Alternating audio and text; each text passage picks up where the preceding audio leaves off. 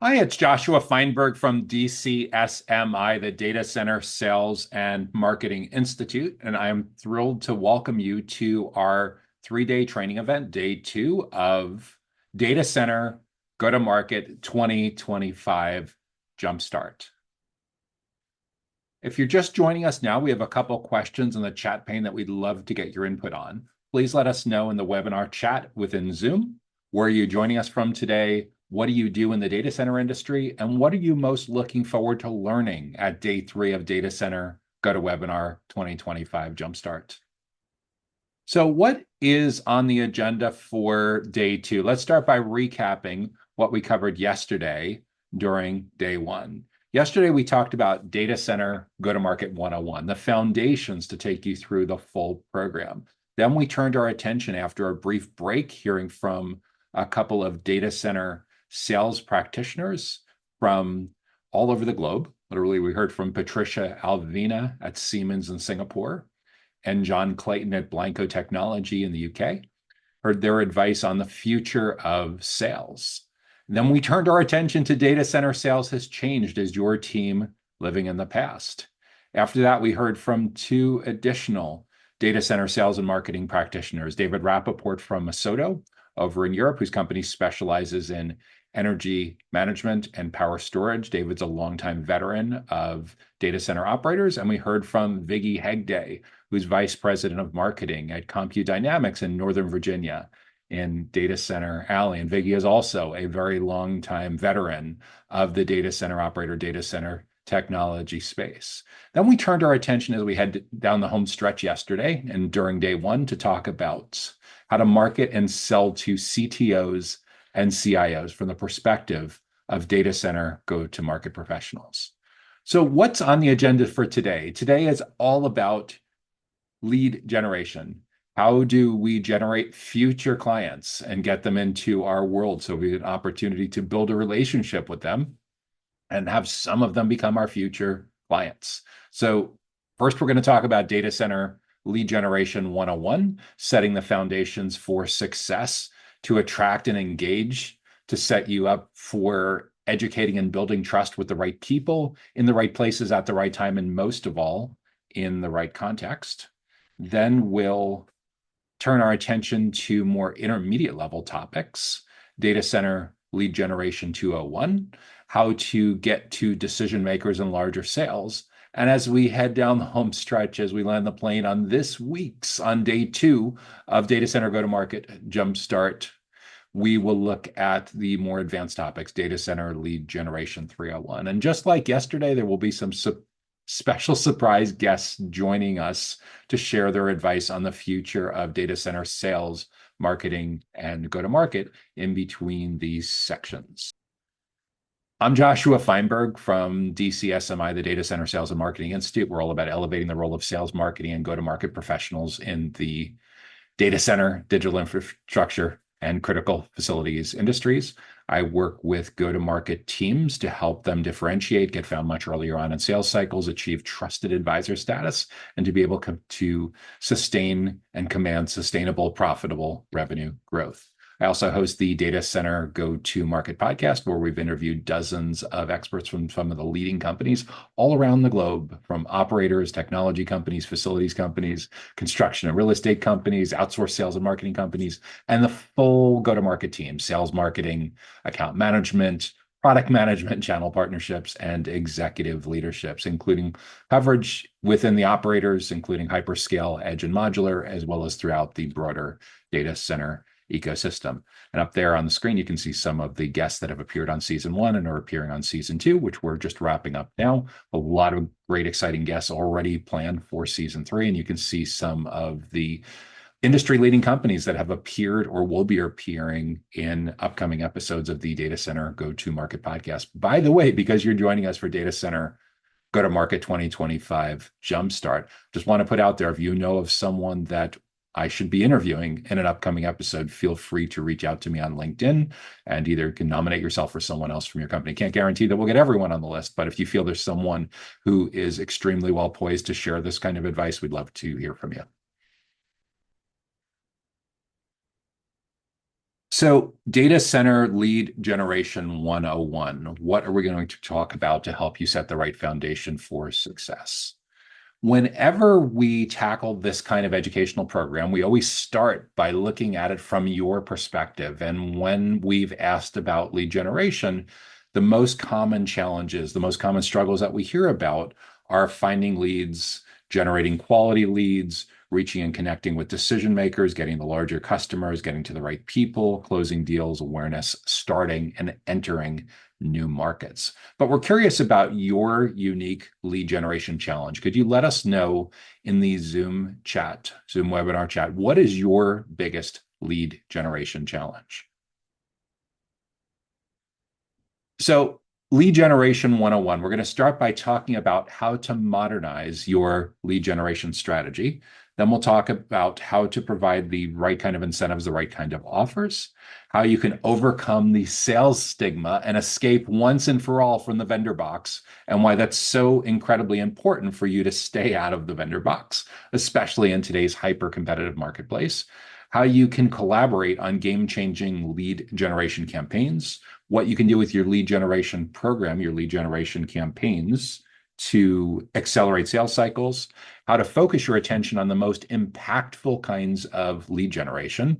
This section especially is really not that intuitive for a lot of people, so I want to make sure that you get on the right track with that, and how to measure what you can still measure and iterate over time. And we'll also introduce you to some recommended resources and a special offer. By the way, if you have any questions on anything that we're talking about during day 2 of Data Center Go-to-Market 2025 Jumpstart, please use the question and answer, the Q&A feature that you'll find in Zoom webinars. Usually when I host webinars, I'm indifferent between whether you place questions in the chat function or in the Q&A feature, but we're going to have a really active chat function going today, so I want to make sure that they don't get lost in the shuffle. So definitely please place any questions that you want to have addressed in the Q&A feature, and I'll try to get to as many of those as possible towards the end of today's session. So just to level set on some context, we are currently experiencing what financial professionals, what investors would consider hockey stick growth. NVIDIA CEO Jensen Huang, probably one of the most vocal public-facing cheerleaders of this entire movement, predicts that $1 trillion in data center upgrades are going to happen over the next 3 or 4 years, starting with the hyperscalers and trickling on down to the rest of the data center ecosystem. His good friend Michael Dell is also equally as bullish, seeing a 100-fold increase in data center demand, predicting a 100-fold increase in data center demand over the next 10 years. Now, in order to make sure that your company is able to fully participate in this once in a generation, for most of us, once in a career kind of growth, it's really important to understand just how much buyer preferences have changed in the last couple of years. The latest research from Gartner found that 83% of a typical buyer's journey, researching, comparing options, and evaluating pricing, now happens before one of your prospects or clients is open to meeting with someone from your sales team. That's a really big change from as recently as 10 years ago, when that number used to hover around in the 50s. It was actually 56% of a typical buyer's journey was over before vendor contact throughout most of the 2010s. That was research originally done by CEB, the Corporate Executive Board, that is now owned by Gartner. They did research with Salesforce and SiriusDecisions at the time. So it used to be 10 years ago that your sales team could count on spending about half of the sales cycle, half of the buyer's journey with your prospects and clients. Those days are long gone due to 10 years of digital transformation, a lot of baby boomers retiring, a lot more millennials and Gen Z being in decision-making kind of roles, and millions of people working from home for the first 2 decades of the 2020s. And this isn't just edge cases, bad pun for the data center operator industry. This isn't just cases at the fringe. This is nearly everyone. McKinsey found 70 to 80% of decision makers now prefer a digital journey. We think that's actually understated. We think most of your internal champions are over-indexing on this kind of experience, and it's getting increasingly difficult to earn your way in. It's incredibly important to be very specific about who you're trying to educate and build trust with, who you're trying to build these relationships with. Is it CTOs and CIOs? We did a whole section on how to market and sell to CTOs and CIOs during day 1 of Data Center Go-to-Market 2025 Jumpstart. Is it super important for you to win over the CFO, the COO, the chief operations officer? Is it the CEO of a co-location data center? Your buyer personas will vary, but the one thing to be super aware of is the buyer's journey is incredibly important to your success, because by default, most companies in and around the data center ecosystem are really only showing up at the decision stage. And the problem with only showing up in the decision stage is 83% of the game has taken place without you in the room. Imagine a scenario where you're the general manager or coach of a professional sports team, and for whatever reason, your flight is delayed, some other logistical confusion, and by the time your team finally takes the field to go against its opponent, whether it's baseball, basketball, football, soccer, hockey, whatever it is, 83% of that game is already over. So we're talking about like basketball or soccer or football, we're deep into the fourth quarter. If we're talking about baseball, we're well into the eighth inning already. What do you think it's going to be like if you weren't on the field when the national anthem was played? Not going to be pretty, right? We want to make sure that you're able to get in and early, because during the awareness stage, this is where your most important prospects and clients know that they have a big goal that they're trying to achieve professionally, or something that their team is working on, or something that your company is working on. And they're looking for a lot of information that's going to ultimately help frame their purchase criteria. In the middle of the buyer journey, what sometimes is called mid-funnel, the consideration stage, they're weighing and comparing the different approaches. Bear in mind, at both of these stages, they're not yet looking for your company, let alone any company. They just know there's a big goal they need to achieve. There's a challenge, a stressor, there's something that's driving them nuts that they need to figure out. And they're eager for information. There's typically 28 touch points between complete stranger and purchase decision. And a good 2/3 to 3/4 of those happen before you even know that prospect or client exists, if you keep going down the path that you've been going down with a very traditional sales and marketing playbook. If your playbook hasn't changed much in the last couple of years, you may just still be showing up as a vendor who's looking to pitch and get time on someone's calendar. If we do this the right way, however, what ends up happening is your client-facing team, especially your account executives and your sales development reps and your account managers, will have a repositioning of sorts, a modernization of sorts, so that when they show up for these conversations with your most important prospects and clients, they're seen more as subject matter experts, as consultants, as teachers, as trusted advisors. And some of the more advanced people on your team may even be seen as thought leaders. And that can have a game-changing impact with your prospects and clients actually wanting to spend time with members of your client-facing team, as opposed to you having to chase and beg for that permission all the time. So a little bit of soul searching here. How many touch points do you actually have? What I tend to see is in the data center ecosystem, people spending a huge percentage of their budget on really expensive national and global conferences, on really expensive field marketing. And yeah, it's all well and good that you had a great golf tournament and a great cabana party at a major conference, but understand each of those only counts as 1 or 2 touch points. So unless you have an extremely unusual prospect who's going to wait 364 days till you show up again at that conference to continue the conversation, it's very likely that you're going to need to make sure that you have way more touch points than you currently have today. Do you have at least a dozen touch points in the awareness stage? Do you have at least 11 touch points in the middle in consideration? And more than likely, you're probably doing a passable job in the decision stage with these touch points, because that's when account executives usually get very, very excited about talking with prospects and clients. But unfortunately, it's no longer enough. We need to think about how we get your sales team involved much earlier on in the buyer's journey, in the domain of what was often considered marketing in the past. And conversely, there's also a lot of argument for your marketing team going way deeper in the buyer's journey than they have in the past. So they're not only helping your sales team, but they're working with your account managers, they're working with your product managers, your channel partner managers, in some cases even working with HR. Again, amazing field marketing could be 1 or 2 touch points if you're attracting the right people, but what about the others that are going to shape the process here? So think about what you can do to modernize your lead gen strategy best practices, so you're converting visitors into known leads, making it all about them, what they want to talk about, not what you want to talk about early on, but what they want to talk about, entering the conversation that's going on in their mind. You'll know when you do this correctly that step 2, 3, 4, 5, 6, somewhere around step 23, 24, 25, as they're getting closer to 28, it'll be a natural segue into your company and your products and services and your value proposition and all your awards and certifications and all your benefits and unique differentiators. But early on, it's all about them.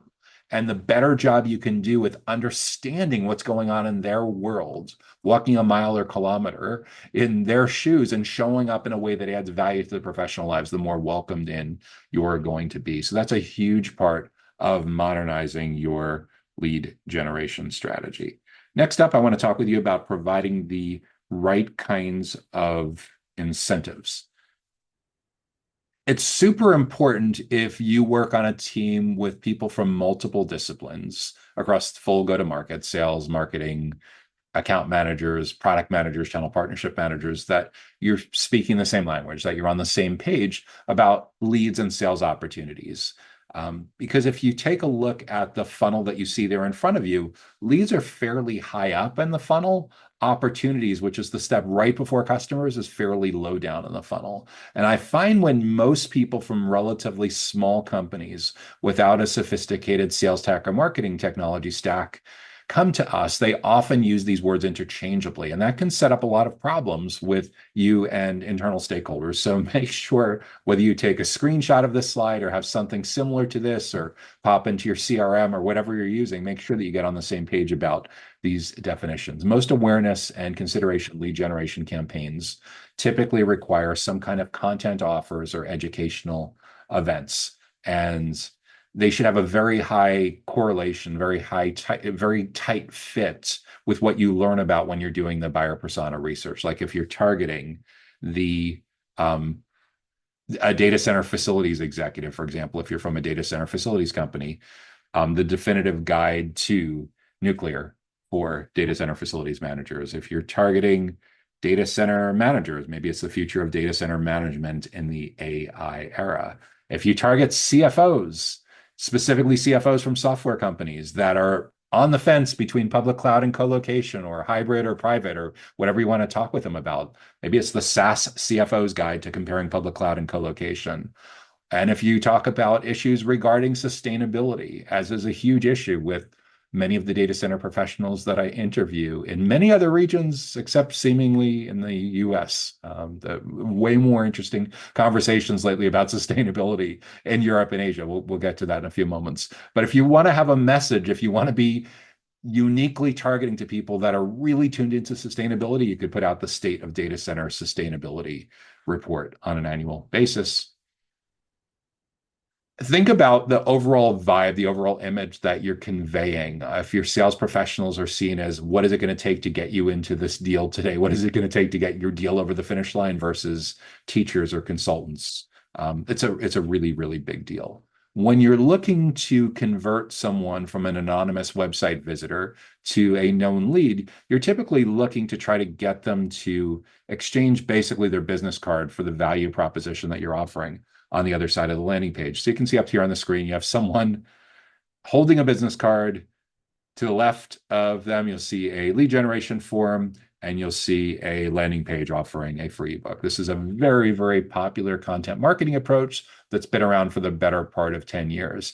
If your company does not have content lead generation programs, assets that do this, just understand that most of the early and middle adopters in the data center industry have been running a really masterful version of this playbook for the better part of 10 years. So it's not that we're predicting the future, we're telling you that you're likely at a severe competitive disadvantage if you don't have these kind of lead generation offers. So again, you're offering an exchange of value. Typically, a lower perceived value is a shorter form, less intrusive questions. Higher perceived value, longer form, potentially more intrusive, deeper kinds of questions. So if you can see up there, we talk about a spectrum going from like a 1 or 2 page planning document. Somewhere in the middle is like an ebook or a special report or a white paper. Somewhere in the middle there may be a webinar or more brief events, and all the way over to the right may be a more in-depth event like a training program. So make sure you're thinking about creating the right kind of incentives, creating remarkable persona-driven content that addresses, answers, solutions, advice, and insights that are dialed into exactly their biggest goals and exactly their biggest challenges. And if you're starting to get the idea that different kinds of stakeholders have different goals and challenges and will need a different lead generation asset, you're totally on the right track.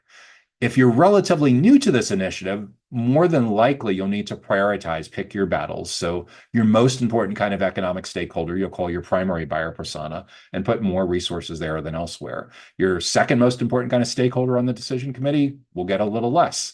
Your tertiary buyer persona, your third, will get a little less than that. But do the research, do the customer insight research, get consensus on their goals and challenges in their own words. Not what you think those words are, but what those words actually are, because you actually did the research, and make sure you're prepared to trade value with forms. So how do we get you to overcome the sales stigma?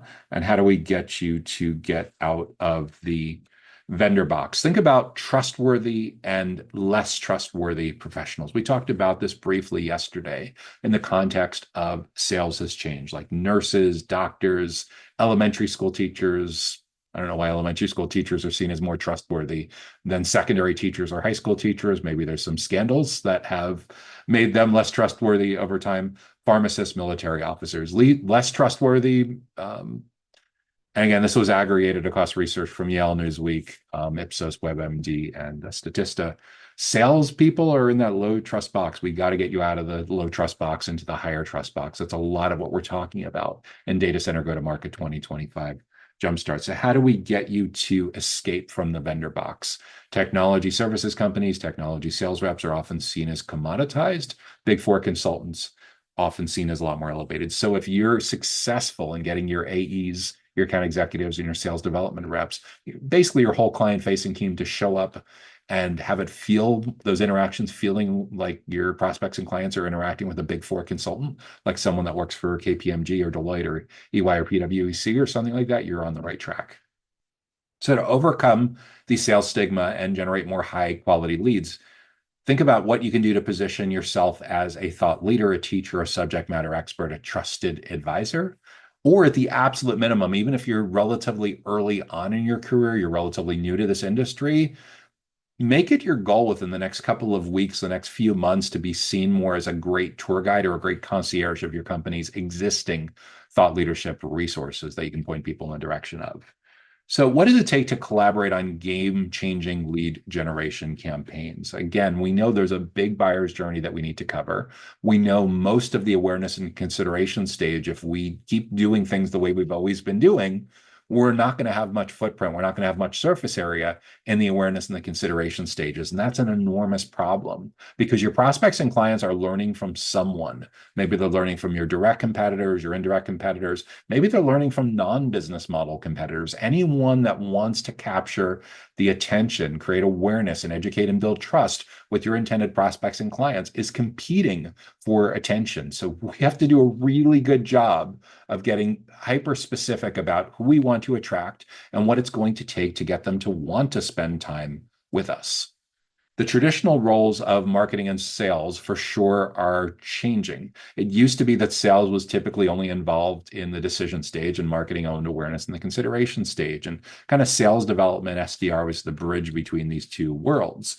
As we grow increasingly to a world where the self-guided, self-driven buyer's journey is the predominant buyer's journey, we anticipate that 83% number is going to keep going up and up and up. And frankly, there already are a handful of business models in the data center ecosystem specifically skewing around low ticket, low purchase price, commoditized kind of services that have already moved to the point where it's 100% of the buyer's journey is over before sales contact. You'll actually hear from one of the segments in one of the guest segments tomorrow about a major data center operator that talks about how on their commoditized IaaS, their commoditized infrastructure as a service, they're already seeing a lot of use cases where certain services are purchased completely self-service, and their account managers, as an extension of their sales team, only get involved post-purchase with onboarding and retention and upselling and cross-selling and looking at how they can get more out of their services. So for today's digital buyer's journey, this isn't a future prediction. This is what's here right now. Sales teams need to be prepared to participate much earlier than ever, and marketing needs to stay involved much later than ever. Go-to-market strategy is truly a team sport. We talked about this at length yesterday in Go-to-Market Strategy 101. To take a quick audit, to take a quick inventory of how your company stacks up, think about a simple tic-tac-toe board, a 3x3 matrix, a 3x3 spreadsheet, where we have on the first column, left-hand column, we have the stages of the buyer's journey: awareness, consideration, and decision, basically where they are in their relationship with your company as a prospect. And then across the top, we take and we prioritize your most important buyer personas. It could be a technology person, it could be a finance person, it could be a compliance person. And we need to make sure that we have a lead generation offer that provides educational value that covers at the absolute minimum every single one of these boxes. Otherwise, it's like we're showing up on the first date and we're proposing marriage. And you've probably heard me talk about before, it might make an interesting Ashton Kutcher movie or Cameron Diaz movie or something like that, a romantic comedy where, ha ha ha, they go on a first date and they elope to Vegas. Does that really ever work out well?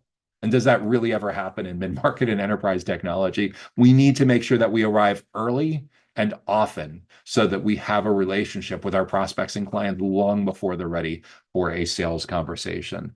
We talked briefly yesterday about how the video-first approach is especially conducive to educating and building trust in a one-to-many way in a self-driven buyer's journey. We talked about the value of triple dipping. So one subject matter expert interview leads to video, leads to image-based content, leads to text-based content. Hyper efficiency. This is how even super busy subject matter experts in your company can play a major role in your thought leadership committee, your thought leadership team, even with as little as a half hour once a month, a half hour once a quarter, 90 minutes once a quarter, whatever it is. You can make it really, really worth their while to be involved and then have a content production team that runs with it afterwards. What's really important to think about from the standpoint of this Venn diagram that you see up there is that to collaborate on game-changing lead generation campaigns, we have marketers, potentially channel marketers as well. We have sales teams, potentially channel sales teams as well. We have representatives from customer success, sometimes also known as account management, and we have product. And at the intersection of all of that, we potentially have a thought leadership team. So if you think about who is the main point person on making sure that your content is super relevant to your most important buyer personas, it's a pretty good starting point and framework for a lot of people at this training event to consider for their own company. So what does it take with your lead generation program to accelerate the sales cycle? Again, we know how important it is to get found early and often and have a role in the full buyer's journey. We know it's a self-driven buyer's journey, and we know most of your internal champions, most of the decision committee now prefers to spend most of their time on their own and not spend as much time talking with the humans anymore as part of your sales team. That's the flip side, right, of AI as we now live in the self-driven world. So we have to work extra hard. We have to level up on the kind of people that are on our teams, the kind of professional development investments, the kind of upskilling and cross-training that we make so that we show up as true experts. That's why you're seeing a lot more specialization and hyper-specialization in all kinds of client-facing roles, especially among account executives, especially among sales development representatives. But even we're seeing this throughout the full go-to-market function. For big enough companies, we're seeing product managers specialize. We're seeing marketers specialize. We're seeing account managers, CSMs specialize. To accelerate the sales cycle, again, as mentioned before, think about a simple 3x3 matrix where we want to make sure that we cover our primary buyer persona, our secondary buyer persona, our tertiary buyer persona. These are the ranked first most important, second most important, third most important people that show up on a decision committee. And we need to make sure that we have good lead generation offers, relevant lead generation offers that provide strong educational value, that position us as the go-to experts for each of these stages. And then we need to take concrete steps to make sure that after they convert on the early stage offer, that we're guiding them, encouraging them to go to the next step. And after they convert on the middle stage offer, the consideration stage, that we're guiding them to go along to the next step. And This is not rocket science with marketing and sales technology. This has existed for the better part of 10 years. Confirmation pages after someone fills out a lead generation form. Certainly, you've all experienced this when you've registered for this event. Confirmation emails. Again, this is marketing technology that's been around for 15, 20 years. Most data center operators, most data center technology companies, a lot of data center facilities companies, many of the 57 different kinds of data center business models that we track at DCSMI, two-thirds, three-quarters of those companies have been running a playbook like this for 10 years. So if your company is not, you're almost certainly going to need to play some catch up. And this is where you embrace the magic of CTAs, calls to action. And in order to do this successfully, we have to know what is the next logical step that each person goes through. And again, we talked about these 28 micro steps or touch points that you need. At a broad level, we need to make sure at the absolute minimum that we have one good lead generation offer for each of our most important buyer personas, for each of their stages of the buyer's journey, and that we use these CTAs, these calls to action, as directional signs to point them in the right direction. So in order to accelerate from leads to opportunities, we need to be prepared to make it very focused on what your prospects and clients care most about and how your team members are going to show up and add insane amounts of educational value to support your prospects and clients' biggest goals that they're trying to achieve and the biggest stressors that are driving them nuts, that are causing them to miss time away from friends and family, that are messing up vacations, that are completely destroying their work-life balance. The better job you can do with offering insights and advice that focus on what they care more about, the more you're going to be welcomed in. So with all of this in mind, what can you do to focus your attention on the most impactful lead generation? Again, you can see some screenshots here from some really well-known data center operators, global data center operators, CyrusOne, Equinix, DataBank, talking about best practices for resource libraries on their site. Again, over time, most companies are publishing a lot to their digital marketing channels. We recognize that you may not have the resources to compete head-to-head with those companies, but even a relatively small company with a handful or two of employees does need to do a basic rudimentary version of this to remain competitive. How do you get your best performing digital marketing channels to send visitors to your best performing, most impactful lead generation? Is it more like a traffic director? Is it more like air traffic control? Is it more like an orchestra conductor? Or is it a little bit of all three? To focus on the most impactful lead generation, you want to match your lead generation offer, your call to action, with the most relevant piece of content that you have for that particular person at the stage of the journey that they are at. So if you tell me that your company is an IT asset disposition, or you're a hyperscale data center operator, or you provide critical facilities, environmental monitoring, whatever it is, you know who your most important buyer personas are. I hope you know who your most important kinds of stakeholders are, who is on the decision committee. We need to make sure that long before they get to that 83% point, that you have many, many different self-service resources that you can use to educate and build trust with prospects and future clients that are just like your best clients. And once you do that, once you're able to match that up, then it's a matter of making sure that you push all the attention in that direction. Because as wild as this sounds for people to consider, you probably don't want to work 168 hours a week yourself. Most people that are really pushing hard and going to a lot of conferences in the space probably max out and start to have severely diminishing returns once they get past a 65 or 70-hour work week. So what that means is half, two-thirds of that coverage needs to have some supplemental resources. So when a great prospect lands on your site or you're nurturing, and they want to learn about your company's unique value proposition and your company's unique approach to this particular area of expertise, by having lead generation offers, by having sales accelerators, you'd be shocked at how many people at 2 o'clock on a holiday weekend, when you're not going to be back at your desk ready to return a phone call or an email for potentially 48 hours, how much acceleration they can have if you just have these resources in front of them. You'd be shocked when you look in the contact timeline, whether you're using HubSpot or something like that. You're like, this person just converted for the first time, and they viewed 37 different blog posts, and they converted on 14 different lead generation offers, and they watched 5.5 hours of webinars, and they booked time on my calendar for Tuesday at 2 o'clock. Holy, they got like the PhD of our company's lead generation offers, of our resources. This is going to be one educated, indoctrinated person that's going to know your stuff exceptionally well. That actually creates interesting problems as well from a company culture perspective. Your future clients, your prospects, many times are showing up knowing more about your topic than some of your less experienced client facing team members, some of your less experienced salespeople. And that's a huge problem. It's a really fast way to lose credibility. So it's incredibly important that your client facing team members, especially your AEs, especially your SDRs, especially your AMs, your CSMs, post purchase as well, know your thought leadership content inside out and backwards. The last thing in the world you want to do is have a prospect or client quoting your resources and you being like, what?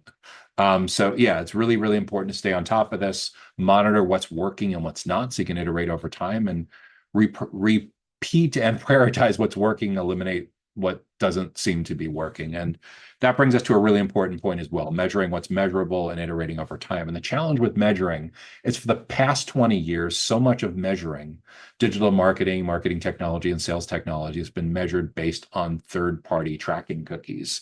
But over time, tracking cookies were used for some less than above board purposes, even some evil purposes, which led to cookies being problematic with both public safety advocates and government regulators. And this led Apple to take a leadership role a couple of years ago and start blocking third-party cookies. And Google Alphabet is on its way to doing that as well. There's only so many times that they can kick the can down the field on that. So the question is, can you still measure your lead generation efforts perfectly when there's this whole dark social that allows people to learn about what your topic and educate and self-educate and get indoctrinated in certain companies' ways of looking at your topic and your area of expertise that doesn't necessarily show up on the radar screen. So can you still measure effectiveness? Not as well as you could 10 years ago. This first party data is becoming obsolete. Some of the workarounds that I would encourage you to do that should be viable for a long time to come is simply asking people on your lead generation form, how did you hear about us? If you've ever converted on any kind of lead generation offer on the DCSMI website, you know we walk the walk on that.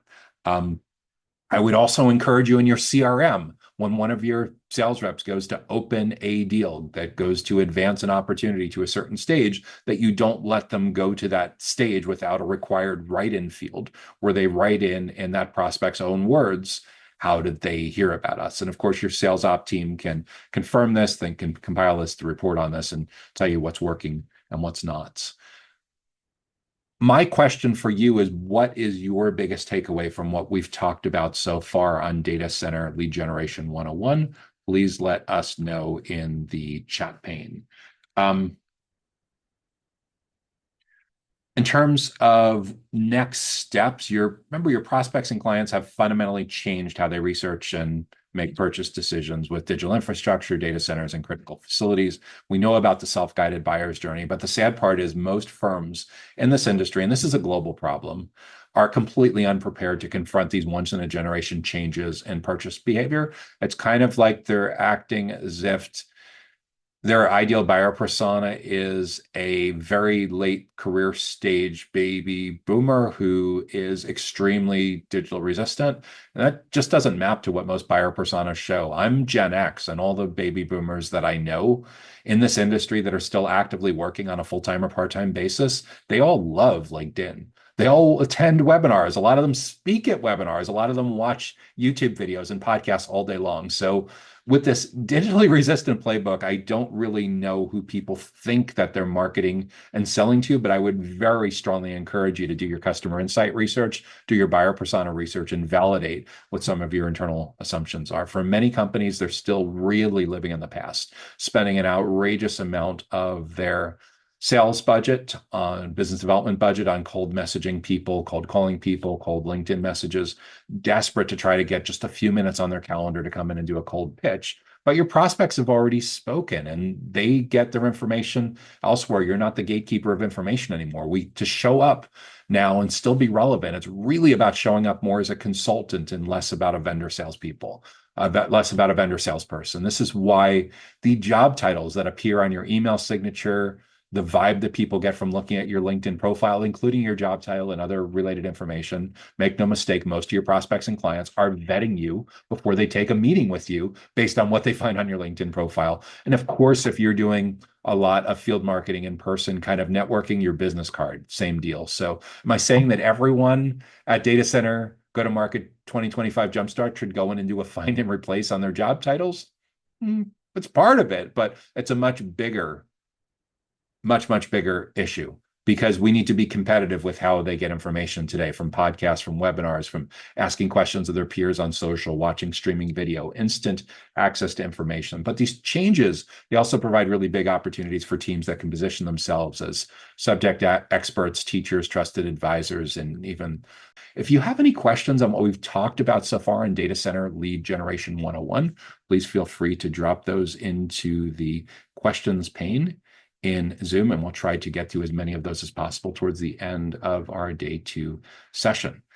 Before we jump into Data Center Lead Generation 201, how to get to decision makers and larger sales, I want to introduce you to a couple of people that I've interviewed on the Data Center Go-to-Market podcast. The first is Brendan Peccoralo, who is the VP of Sales at Voltage Park. Brendan is also a longtime veteran of the data center operator space, spending several years in client-facing and account management and sales roles with IO data centers, now known as Iron Mountain Data Centers, and more recently as head of the business development rep program at DataBank, another very well-known national data center operator. And Brandon's going to talk for a few minutes about the future of data center sales and future-proofing your career. After you hear from Brandon, you're also going to hear from Cecilia Hjertzell, who is the Chief Sustainability and Chief Marketing Officer at T.Loop in Stockholm, Sweden. And she's going to talk with you about the future of marketing. And I would encourage you, as we're listening to these short excerpts as part of our section break before we jump into Lead Generation 201, to share what you're learning from both Brandon and Cecilia in the chat pane. And with that, I'm going to kick off our guest experts. Hey, this is Brandon Peccoralo with DataBank, and you're watching the Data Center Go-to-Market podcast. You've had a lot of different roles within some of the country's most respected data center operators in sales and customer-facing kind of roles. Where do you think the profession of data center sales is going in the next few years? What do you see changing that's going to impact what you and your team do on a daily basis? Luckily, due to my background in being a compute person that I'm actually passionate in, my teams that I've trained, built and trained are multifaceted, not just data center. So I consider data center glorified real estate. It's real estate, it's technology, it's space, power, or it's space, right? Which is real estate, and then amenities or other things to add to the lease agreement. And so you never want to become a dinosaur in anything, right? And you always want to be multifaceted. You never want to be too niche. So overnight, the people that were data center experts, they know everything from, the chillers to the infrastructure of the data center itself, the supporting infrastructure, all the certification or, requirements that customers will have in the different industries, et cetera, et cetera. You became that expert. Well, in almost now 2 years since the OpenAI release, just 12 companies have bought up over 3/4 of the data center's supply in major markets where cost of power is palatable. Typically, that's under 10 cents per kilowatt hour. And so that man or woman that was sitting there, that was the data center colocation expert, proverbially, if you're at Best Buy, you're a salesman or saleswoman at Best Buy, you've got no TVs on the wall anymore. All your video game consoles are all sold out, and all you have is the DVDs and the video game discs, the small stuff. That's not going to make a living for you. So now you're standing here with your hands going, now what, right? So I always trained my team on systems inside the compute layer as well as the network layer. So you don't want to just be the four walls. You want to be all the way down to the chip layer, and you also want to be in the fiber optic and the Cat 6 E or Cat 6 plus range of education, where you can talk about layers 1 through 7.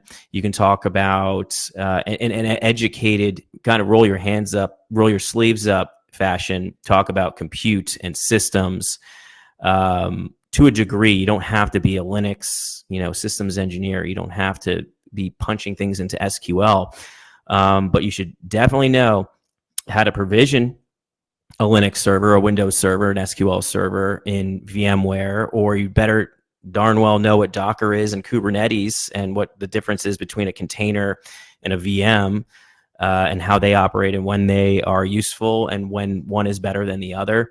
You better know your network and your cybersecurity. You better know what a firewall does, what high availability is.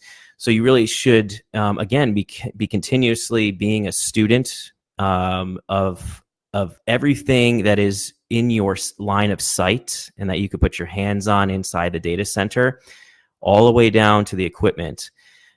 Because again, you never know what's going to happen. So now with AI, I use my home lab, my data center in my basement to write AI and have that interface with my house through machine language. So I will speak to my AI just like you would an Alexa or a Google or a Siri.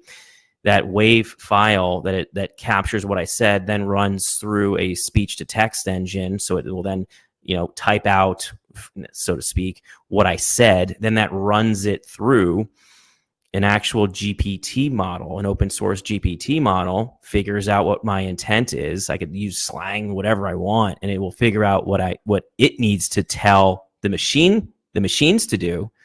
And then through YAML and JSON, it will actually run scripts to execute what I'm talking about.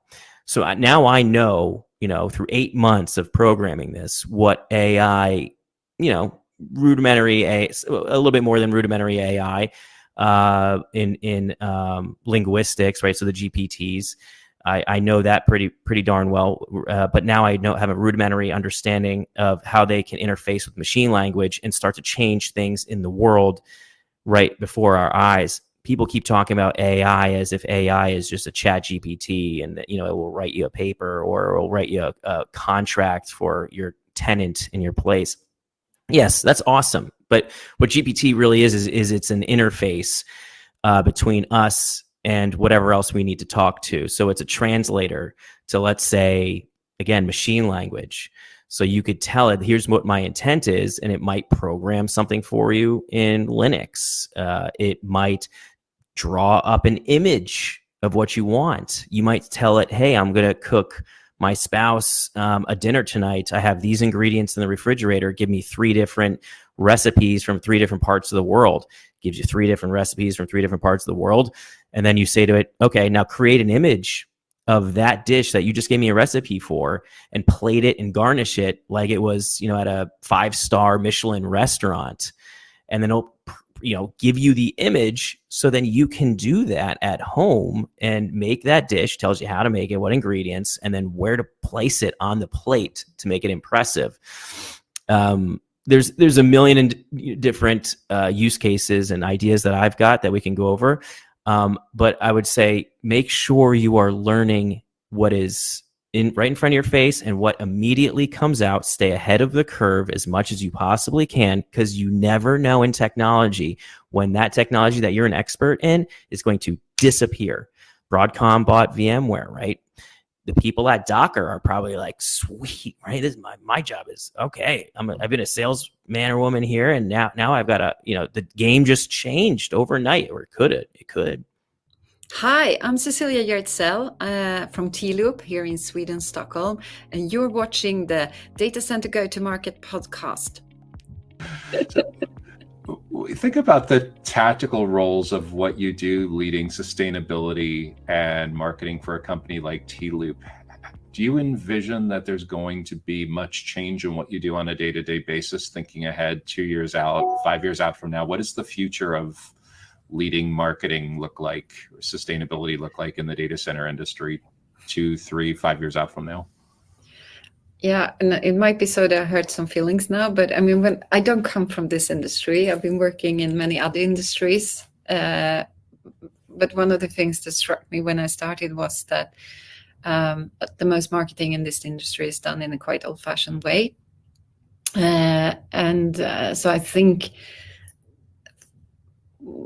as a small startup, or if you want to be a game changer, it's quite easy to just do things a little bit differently. And it comes to both what type of tools you use, but it also comes to the messages you send out. And I am a firm believer that communication, I mean, that goes both to your heart and to your brain.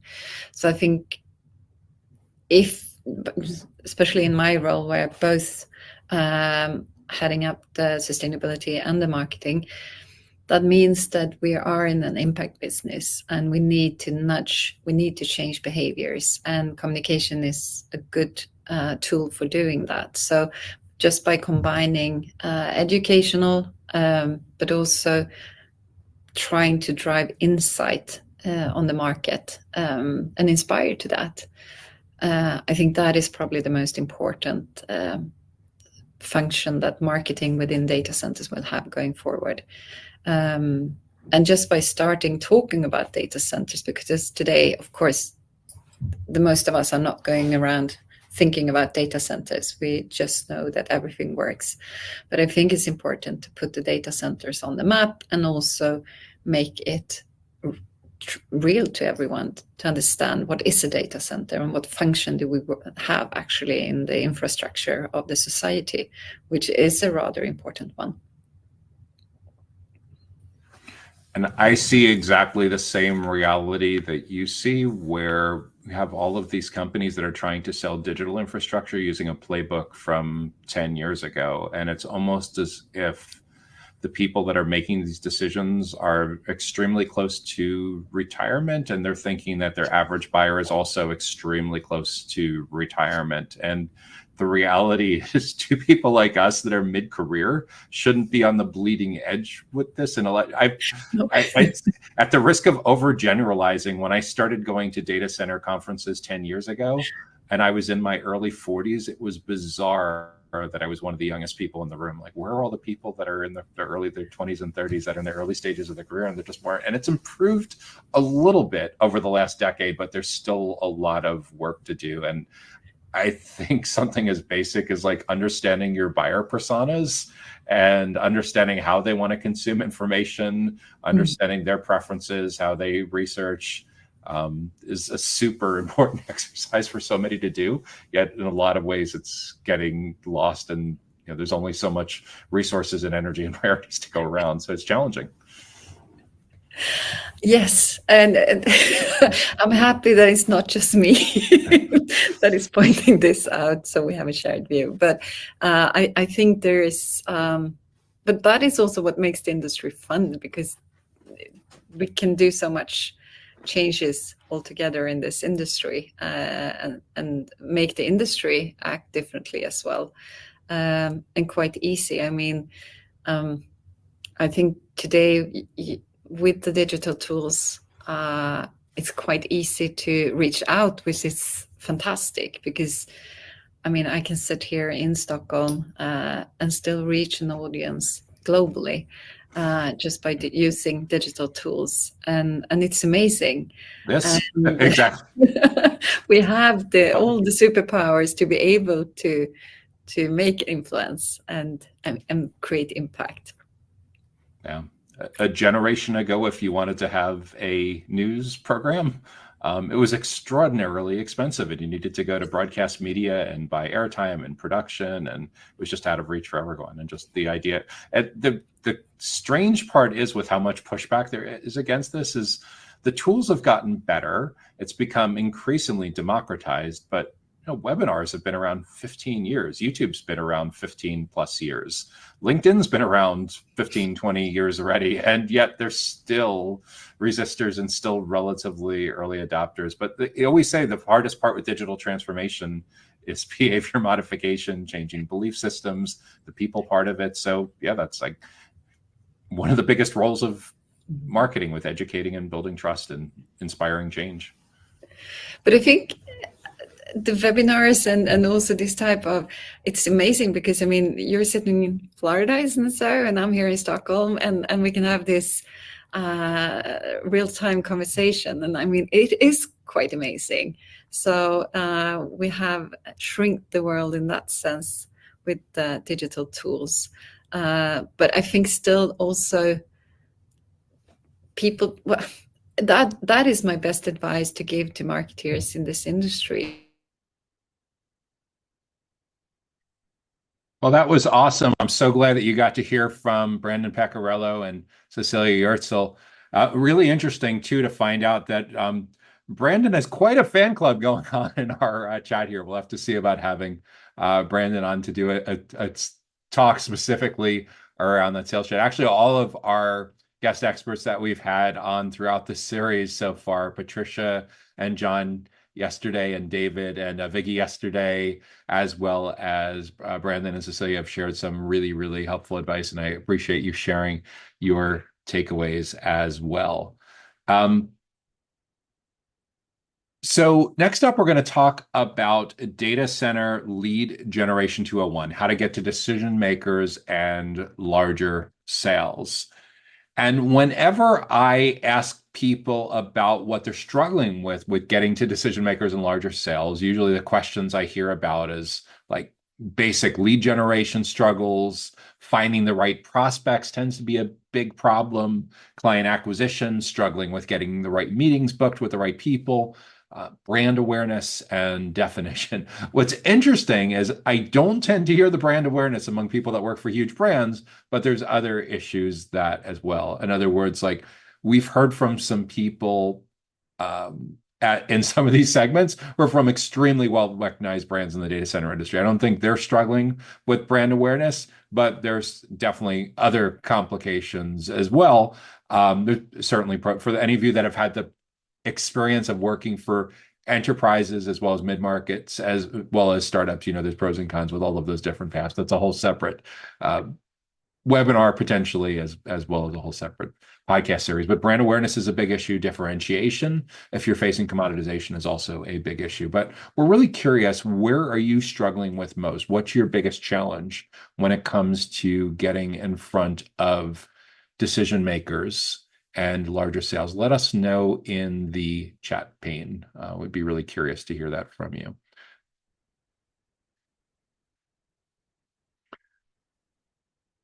So in terms of data center lead generation, first we're going to talk about some LinkedIn specific issues that I want to make sure that you have the foundations on. We're going to talk about target account selections, and a group of topics spread into 4 different areas: attracting decision makers, improving lead generation and at your target accounts, closing sales with your decision-making committee, as well as expanding relationships with decision makers from those target accounts. So first up, let's talk about what it takes to get your profile, your LinkedIn profile and your company page ready for decision makers. For example, how's your headshot? How's your picture that's on there? Probably, if you're wearing sunglasses, are not going to have the best foot forward. It doesn't always seem very welcoming and inviting. Probably isn't how you would show up if you met someone at a business event. Headline should be benefits focused. Try to avoid the President's Club bragathons. Your boss would be really impressed, but your ideal clients want to know what's in it for them. So focus on language that you learn from your buyer persona research to make your headline on LinkedIn more benefits focused. And same general advice for the summary paragraph or paragraphs. Benefits focused from the standpoint of your primary buyer persona's biggest goals and challenges. At the absolute minimum, 500 plus connections. I don't know why LinkedIn still makes that a minimum bar, but if you're going into 2025 and you haven't hit that threshold, dig deeper into your prospects and clients and coworkers and former coworkers and industry contacts. It's just a minimum checking off of the box. There's trust marks now too that you can get. Forget whether it's free or relatively inexpensive, that verifies that your profile is legit. It's a similar kind of process that you go through if you have that TSA approval to go through clearance quicker when you're at airports. It feels a lot like that. I forget what the company name is, but that's definitely worthwhile as if you spend a lot of time on LinkedIn, as most of you likely are. And your company page, you should make sure that it's attached the right way. Does your logo and icon show up correctly when you attach to your job on your personal profile. Again, I'm shocked that there's still some people that struggle with this, but if you see just kind of a black and white representation of something that doesn't look like your company icon, you're not attached correctly. So make sure on the job experiences section on your LinkedIn profile that you're attached correctly. If you're struggling to understand why your LinkedIn profile is your new business card, you're probably not living in the present, because the last time a data center decision maker or any kind of stakeholder on a data center related purchase would have taken a meeting without you, without checking out your LinkedIn profile, is in for sure a bygone era. It is a very important part of their vetting process when they decide to do business with your company, and whether they decide to take that meeting with you individually.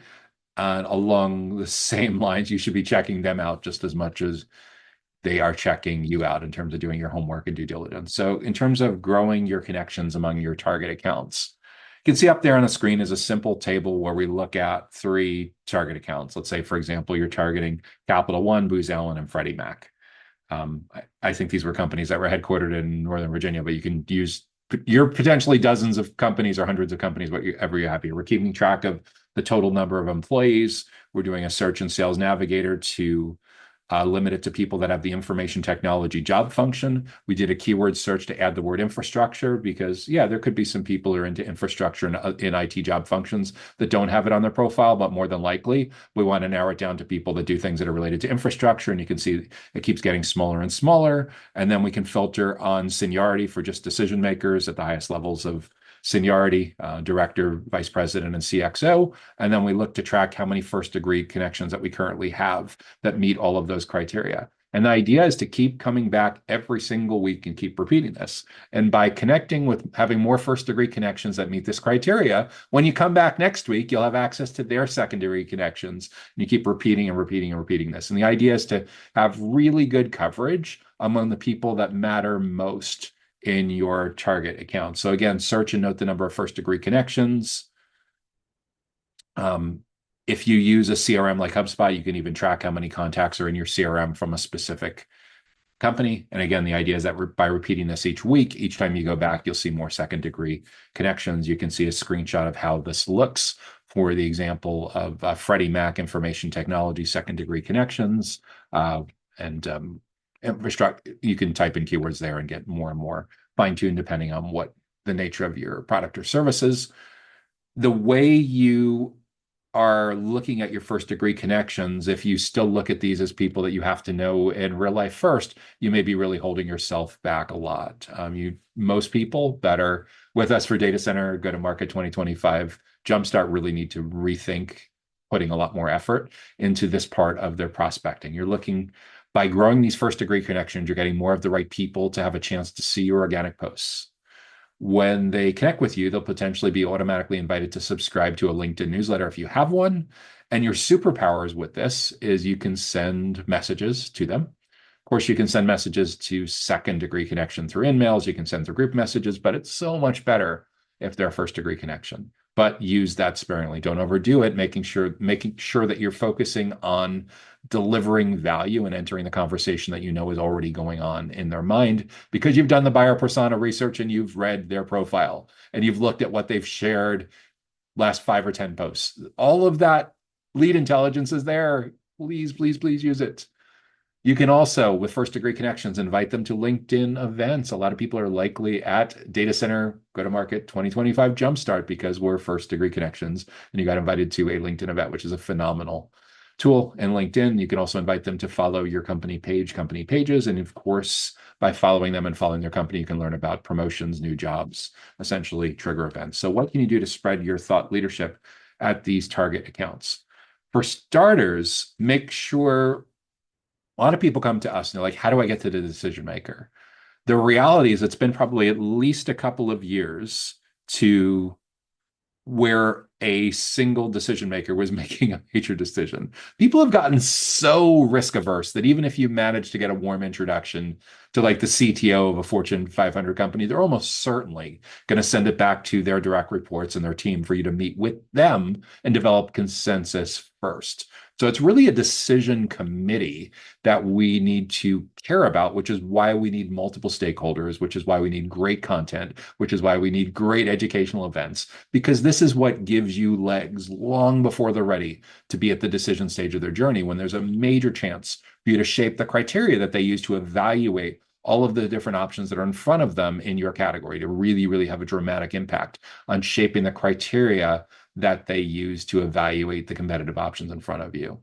And it's not just a matter that this keeps you on the short list, because for sure doing this really well definitely keeps you on the short list. But what you'll tend to find is the more time that these prospects at your target accounts are spending with members of your client-facing team, the less they feel the need to spend time with members of your competitors' client-facing team. So you'll find not only that you stay on the short list, but exceptionally good educational resources and educational events will start to knock competitors off of your prospects and clients' short lists. So in some cases, if you do this so exceptionally well, you get to the decision stage when they're ready for a sales conversation, and you discover that the short list got really, really, really short, to the point where you might be the only one on the short list.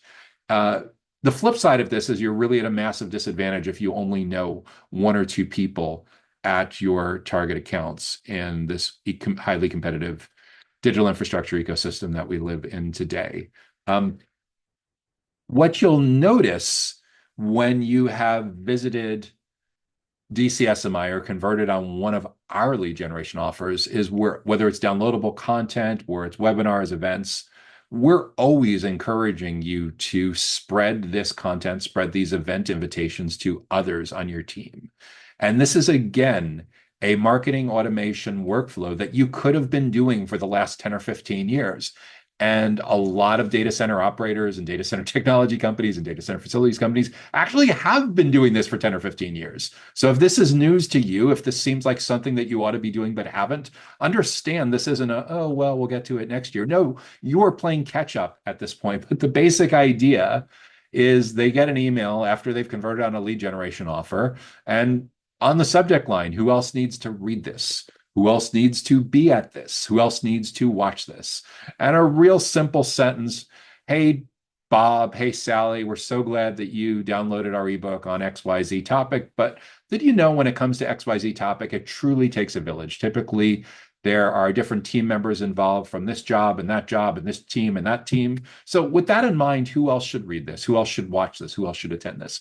You'd be shocked at that super low-tech email how often you find that you're looking down at your lead conversion notifications or looking at HubSpot or whatever else you're doing to keep track of this, and you see clusters of multiple people from the same company. That's how you know this is working, and your educational content that's incredibly relevant for who they are and what they care about is starting to spread and get you known among the decision committee. When people talk about how to map the decision committee, sure, there's great tools to do that. Sales Navigator can for sure help you do that, but there's nothing more awesome than realizing that they hit the forward button to introduce you to other stakeholders that care about this topic.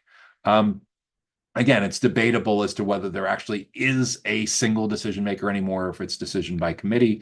My take is in most situations, especially large considered purchases, it is almost always a committee. So what does it take to attract the decision-making committee for larger sales? That is a fantastic question. So to improve your brand name recognition and awareness among data center related buyer personas, the single most important thing you can do is lean into the self-driven buyer's journey. Recognize that the buyers are now in the driver's seat. 10 years ago, it wasn't always this way. You could count on being there for half of the conversations. Now you're really, really marginalized if you're not showing up as an expert.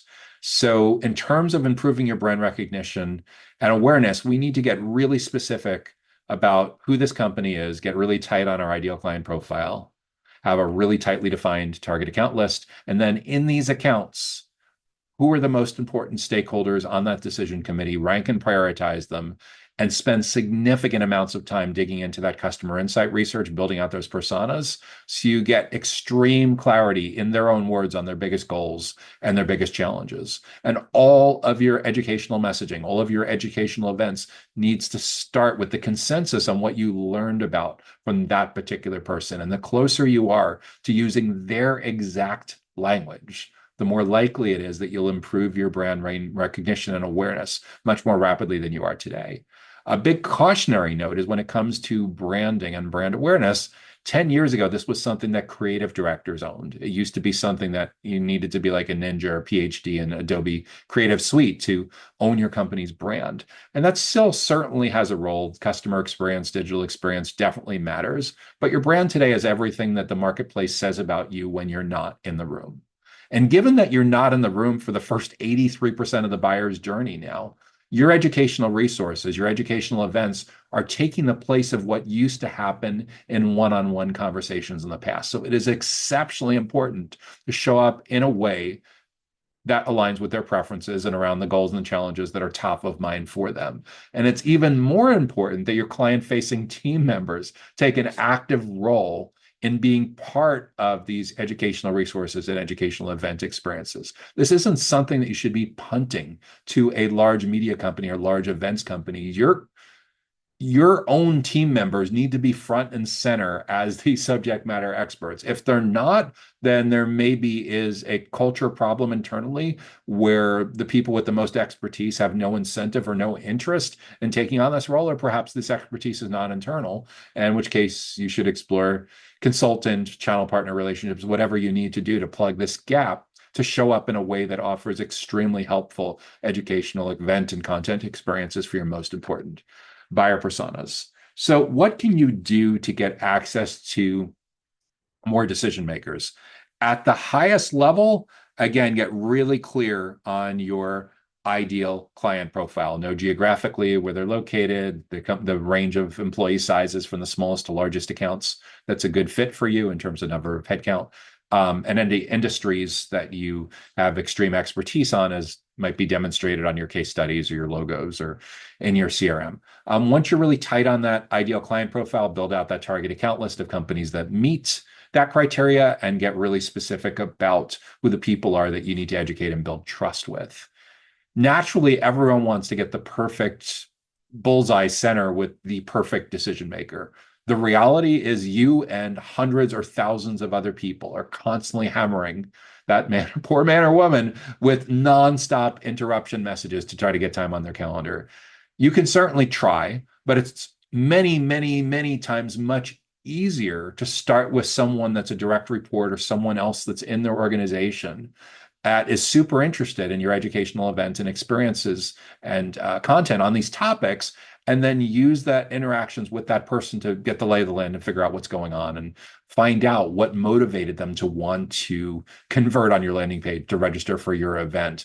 And either that person becomes your internal champion or they introduce you to their boss. Most times that becomes your internal champion. But recognize this is, if you've ever heard the term multi-threading, this is where it's super important to have a lot of different relationships at your target accounts. A lot of enterprise account executives' job going forward isn't selling. It's guiding your most important prospects and clients through their buying journey, supporting your internal champion as a fantastic quarterback and project manager to help them drive alignment through the various silos, through the various teams and sub-entities within their bigger company. So that's the bigger picture message on how to get access to data center decision makers, is get a foot in the door as an expert, as a teacher, as a consultant, as a trusted advisor, and allow that value to spread throughout others that they work with.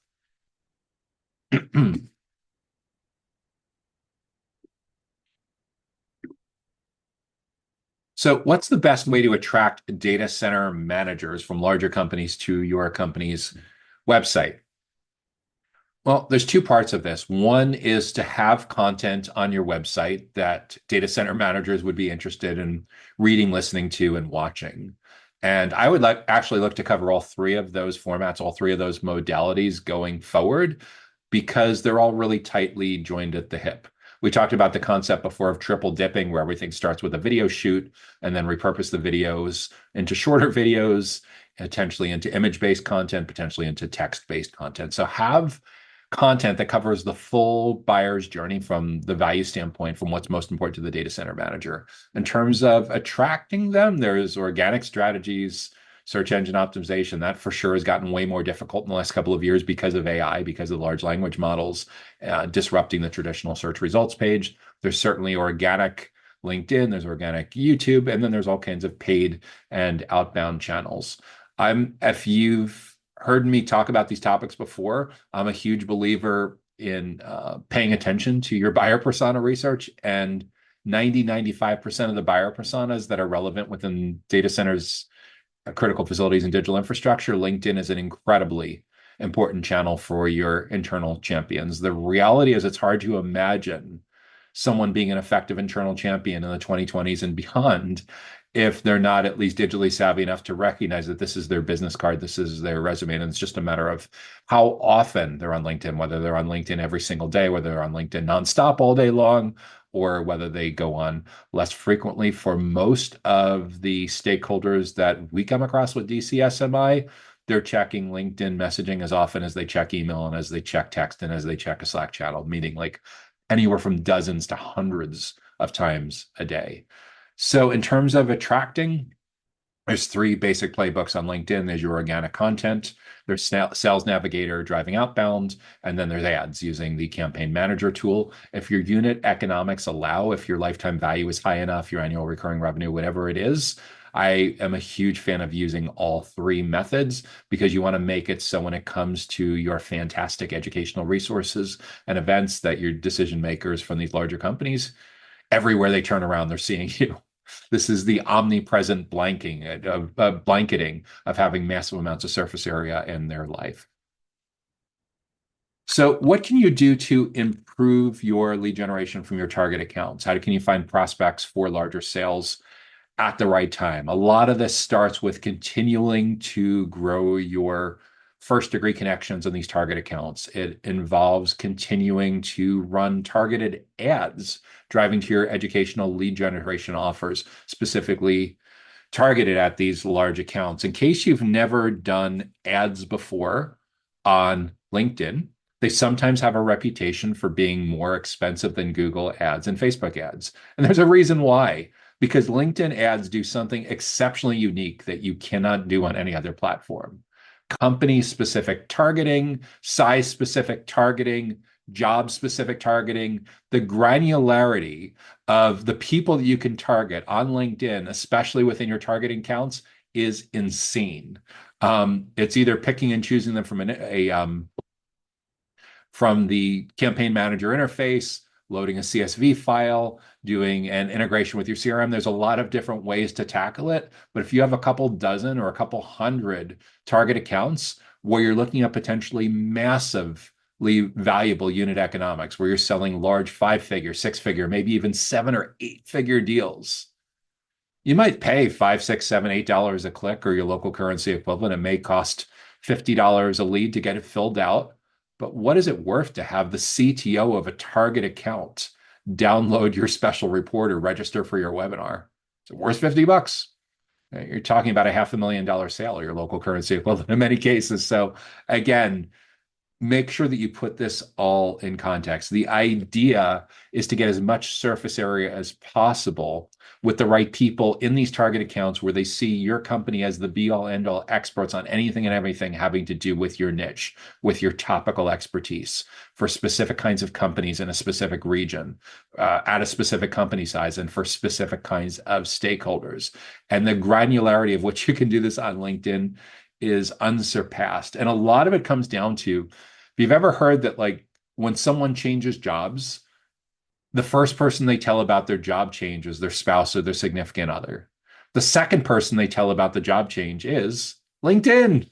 That's how ridiculously current this data is. And if you're active on LinkedIn, you know just how many hundreds of times a week you're likely hitting the celebrate emoji and saying, congratulations, John, congratulations, Betsy, on your new job. People love to announce these things on LinkedIn. That's the reason why it's so current. And that's the reason why it is phenomenally powerful to use Sales Navigator and to use Campaign Manager for finding prospects for larger sales at your target accounts at the right time. And the challenge with at the right time is you need to stay with them throughout the full buyer's journey. You're going to want to attract them as early as possible and have phenomenally valuable email and events experiences that motivate them to want to continue staying with you in your world. What can you do to generate leads for larger data center sales opportunities? It's the same basic ideas. We need to understand who these people are at these target accounts, what their biggest goals are that they need to get right, that stands in the way of them getting a big bonus or a promotion, or their team getting a big bonus or promotion. And what are the things that are driving them nuts that are highly relevant to what you do? And we got this right because we did the buyer persona research. We got the language in their exact words, and we're mirroring those exact words in our headlines and in our copywriting and our bullet points and in our calls to action. That's the key to generating leads for larger data center sales opportunities, is understanding what's going on in their own world and showing up early and showing up often, so they actually want to spend time with members of your client-facing team because they've gotten such outrageously high amounts of value with you in those early and middle stages of the journey, long before they're ready for a vendor conversation, a decision stage conversation. What can you do to improve your lead generation among mid-market and enterprise IT decision makers? Get really clear on company sizing. I find with mid-market, especially with enterprise, there's a lot of different definitions in terms of company headcount on what defines that. For some people, they start talking about mid-market at like 200 plus employees. For other people, mid-market is 1,000 employees. For some people, enterprise is 1,000 employees. There's no hard and fast definition. However, I would strongly encourage you to normalize your brackets to align with LinkedIn's company size brackets. LinkedIn's made some changes over the years and some search parameters, especially within industries. I think they made this in 2022, a couple of years ago. But the employee ranges have been remarkably constant over the years: 1 to 10, 11 to 50, 51 to 200, 201 to 500, 501 to 1,000, 1,000 to 5,000, 5,000 to 10,000 employees, and 10,000 plus. I think most of us would agree that once a target account gets over 10,000 employees, it is for sure an enterprise. It's just a matter of whether it is, you consider it a large enterprise or just an ordinary enterprise. But first, get really specific about that in your ideal client profile, so you're using common language. And second, for sure, use that amazing granularity with number of employees that's available in both Sales Navigator and in Campaign Manager and LinkedIn. Not perfect from time to time. You'll find some edge cases where it's fooling a little bit with the inferential learning, but most of the time it's pretty accurate. Having a manually uploaded client list, target account list, is even more precise with that. So what can you do to have more successful lead generation? What can you do to data center marketing directors, sales directors do for more successful lead generation? I think the number one accelerator that you can do for getting your prospects and clients to want to meet with you is getting your sales team members actively involved and having bylined roles in the creation and production of this content. That doesn't mean that everyone needs to find time to sit down and write 800 and 1,500 word blog posts. But if you have a great thought leadership committee, great thought leadership team, where you have high value enterprise account executives and things like that, if they have been in the industry for a while, even if they wouldn't consider themselves subject matter experts, in many cases, they could be great moderators. They could be great interviewers. And by having a collaborative effort between your marketing and your sales team, I think this is one of the most underutilized playbooks in the data center industry right now, is helping veteran account executives to show up more as teachers, consultants, and trusted advisors by having those folks very actively involved in the educational resource creation and educational events delivery. For example, if you have a type of buyer persona and you know their goals and challenges, and you have one or two clients like that love to speak at conferences, and you have a bunch of other people in your world that you know also like to speak at conferences, there is enormous amounts of value for that account executive moderating an in-person panel at a conference or moderating a webinar version of that with one or two of your clients, one or two of hopefully could be your future clients, but what they all have in common is their job titles and their companies are a very high interest to your target buyer persona. And by having your account executive, by potentially having an experienced sales development executive or business development executive be your moderator of that kind of conversation, it can have a game-changing impact, not only with the people that are participating on the panel, but all of the people that attend. If you get nothing more out of this 3-day training event, besides just implementing that game-changing impact for your prospects and clients to want to spend time with members of your sales team. And the first cousin with all of that, having an interview-based podcast is a great pipeline for being able to fill the top of your funnel for, you interview 10, 15, 20 people, you hit it off with a couple that you think would really get along well together. That goes into your calendar, your events calendar for the next 12 panels, the monthly panels that you're going to do that are targeted for a specific kind of buyer persona. So for sales executives, for sales leaders to have more successful lead generation, get involved much earlier on in the buyer's journey in things that you may have earlier on in your career thought was just marketing's job. Everyone needs to be involved in educating and building trust. It is a huge part of your career going forward. What's most important when prospecting for larger data center sales? Don't be afraid to get super granular. The reason that the super granular is really important is the larger the economic value of that account, the more likely it is that it may be very, very worthwhile to do micro personas or sub personas, either just on that target account and a whole potential content strategy and event strategy just for educating dozens or hundreds of people at that particular target account. And it's possible that there's only 12 or 15 or 20 people on that decision committee that you think will ultimately weigh in, but you may need to be in front of a universe of a couple of hundred or maybe even 1,000 or 2,000 people or something like that to get to those couple dozen that really matter because they're coworkers of those people that really matter. And because of the who else should watch this, who else should see this, using the account targeting capabilities and LinkedIn is phenomenally valuable for prospecting for larger data center sales. And obviously, the more hyper-specific your headline and your CTA and your ad copy is for where they work and what they do at that company, it's almost freaky after a while, right? Like in facilities maintenance at CyrusOne. It's like the ads that target if you're over 18 and you drive in this area, you're paying too much for your insurance. But yeah, the more hyper specific you can be with your targeting and the more hyper specific you can be with your landing page copywriting and your lead generation offer development, the more of this magic really, really starts to kick into high gear. The challenge with all of this is prioritizing based on economic drivers, which accounts have the highest economic value to your company. So closing sales from larger decision-making companies, what should your sales team focus on is getting more at-bats, getting more opportunities to be in front of the right people in the right places at the right time, and most of all, in the right context. I'm incredibly partial to using educational events, both webinars, live streams, and in-person versions of this. These educational events don't have to be crazy expensive national and global conferences. I am constantly interviewing people on the Data Center Go-to-Market podcast who use extremely inexpensive but highly effective local events that are held right in their own facilities on a regular basis with their target buyer personas and are seeing insane return on investment because it costs so little to produce. One is, for the most part, no one's having to travel. Nearly everyone that's speaking, attending that event is within a 30 or 60-minute ride of your facility. More than likely, you already have a training classroom or a conference room or a foyer where you could host this event.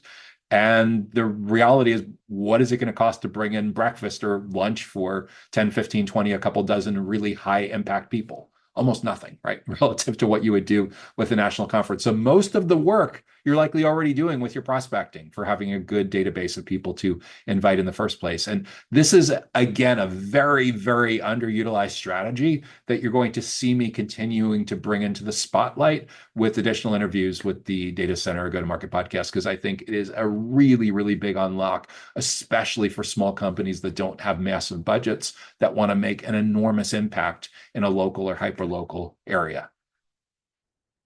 How can you get more meetings with the right decision makers at data centers? What's super important is just basically to focus on what they care most about. How do you know what they care most about? Do your buyer persona research, prioritize your buyer personas, figure out in their own words what their biggest goals and what their biggest challenges are, and keep showing up in a way that helps add value to their professional lives. That's going to get you to the decision committee. That's going to get you to the decision makers, and you will continue to learn and iterate over time. And these buyer personas are not meant to be set under museum glass and stay static for a period of years. Every 6 months to a year, you're more than likely learning valuable insights where you'll continue to iterate and improve over time. And as I mentioned before, it's very likely that one main buyer persona gets eventually sub-segmented, gets chopped up into 2 or 3 sub-personas, and your conversion rates, your cost per lead, everything improves dramatically because you're now even more tightly focused. What should a data center sales team do to acquire larger enterprise clients? Play the long game and show up in the way that they want you to show up today. If you show up as a vendor who's focused on pitching and getting a meeting, you'll turn off a lot of the buyers that you really so badly want to spend time with.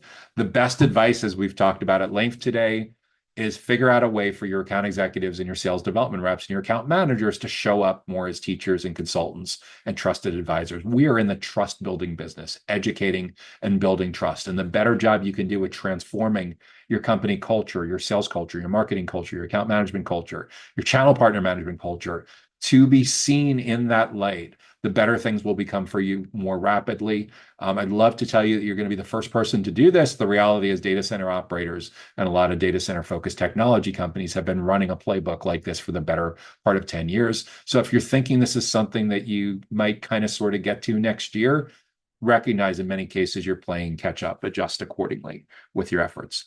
So what can you do to expand your relationship with decision makers at your target accounts? One question that usually comes up in this context is what role does customer education take when it comes to fitting in with larger data center customers? A lot of this recognizes that the client relationship is only first getting started when they sign on the dotted line, with their initial purchase in any kind of recurring business model. Ultimately, it's about smooth onboarding, initial value, intended value, and extended value.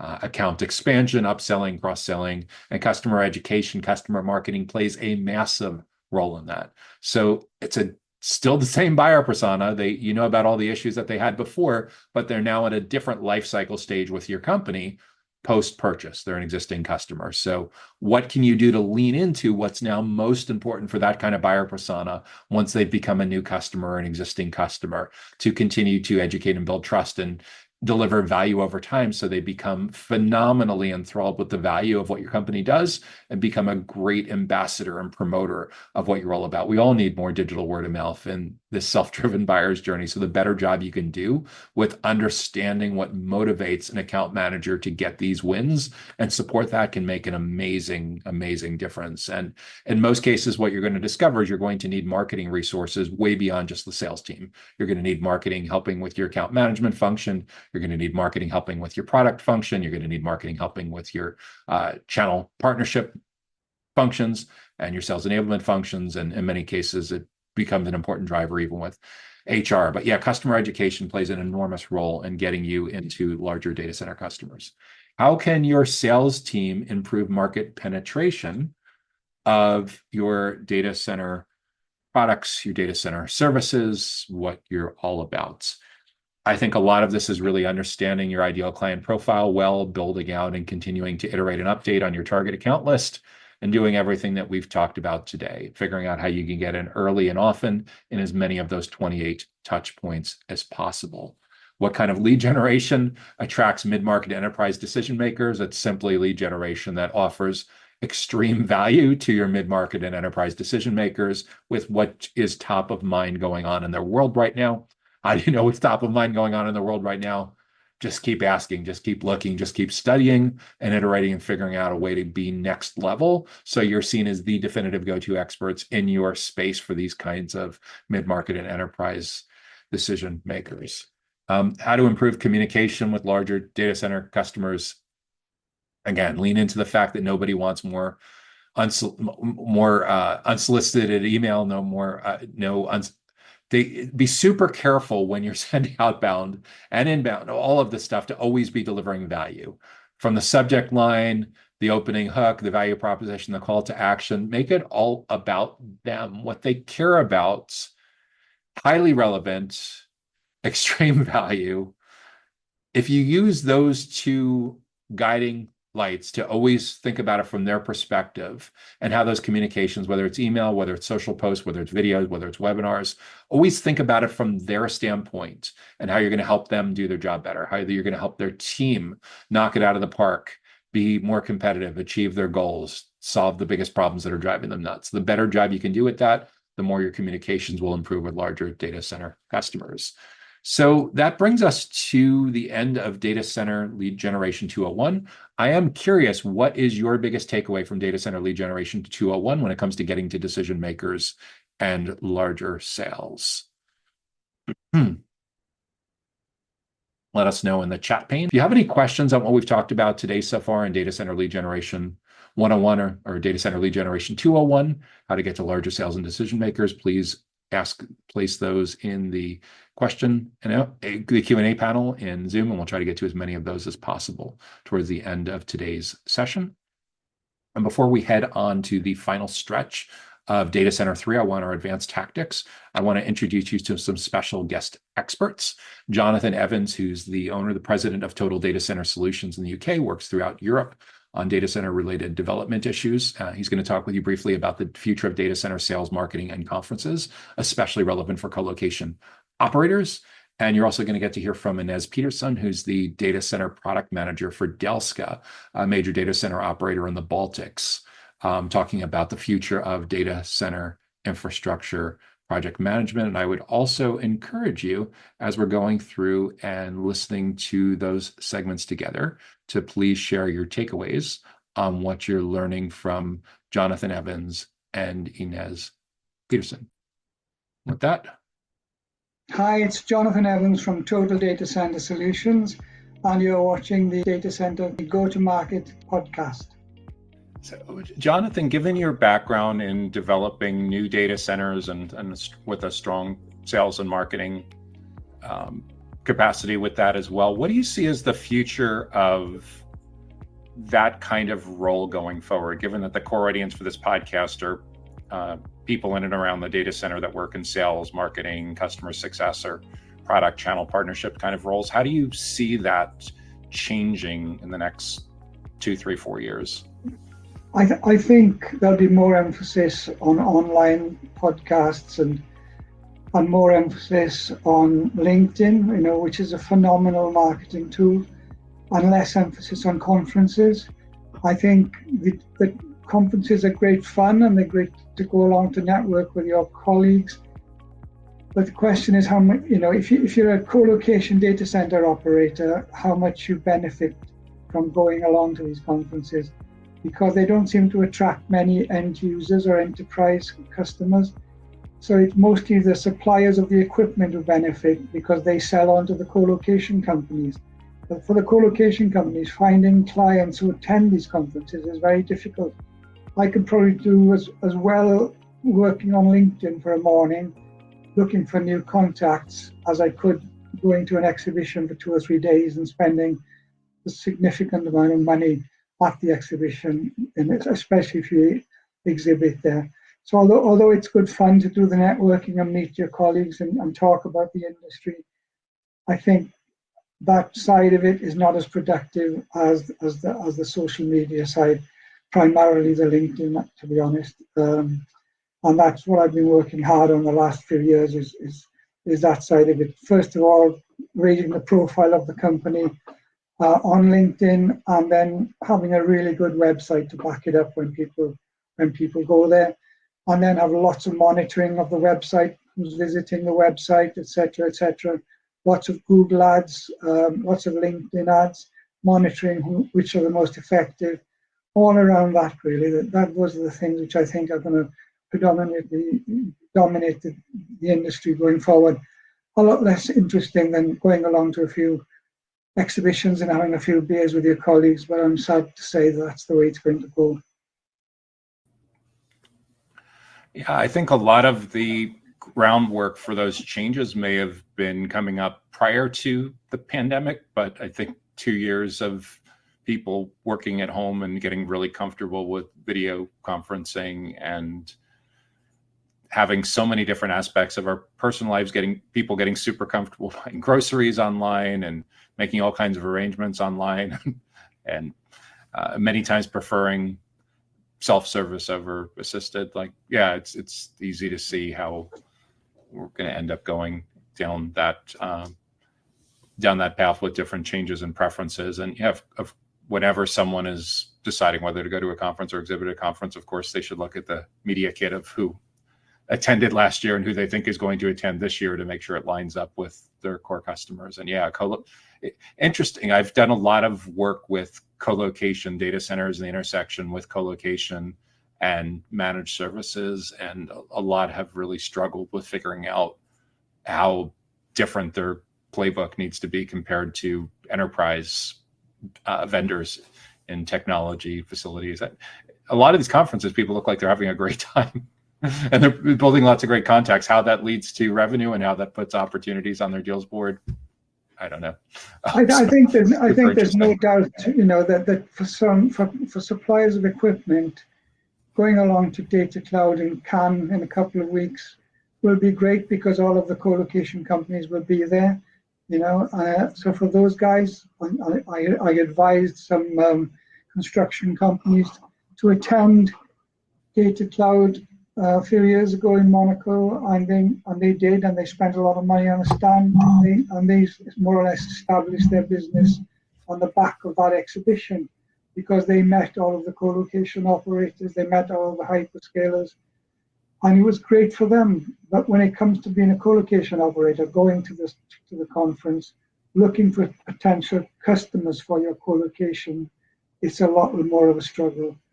They don't seem to be able to attract those people to these conferences, and I've been telling them that for a long time. Yeah, segmentation is a persistent issue in the technology industry going back decades. I remember doing work with Microsoft's channel partner program all the way back in the late 1990s and early 2000s. I wrote for a trade publication, and in many of those instances, the segmentation and the fragmentation really tripped them. And especially there's just so many small companies, small businesses that they don't identify as small businesses. They identify by their business model or their industry specialization. So reaching them is especially challenging, and so many of the co-location providers are facing commoditization. So yeah, it's super interesting.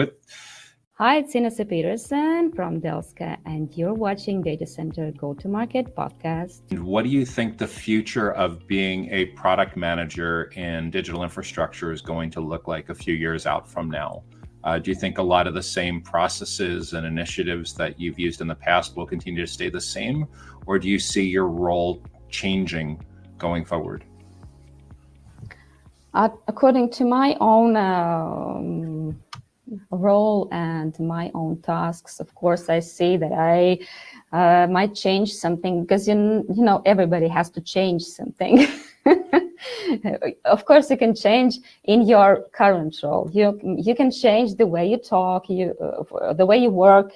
You can change the tools you use or the communication style. At least this is a small change because you can do it easily.